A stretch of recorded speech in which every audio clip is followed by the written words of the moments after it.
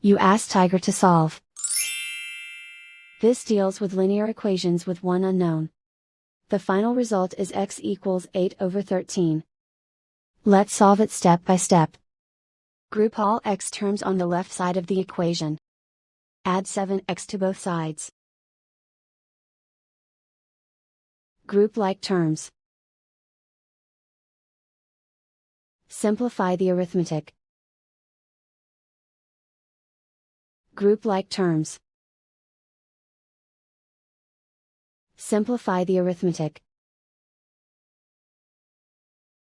Group all constants on the right side of the equation.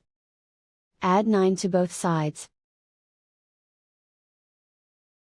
Simplify the arithmetic.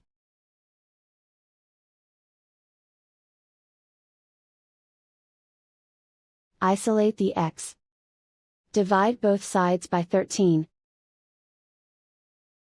Simplify the fraction. And so the final result is x equals 8/13.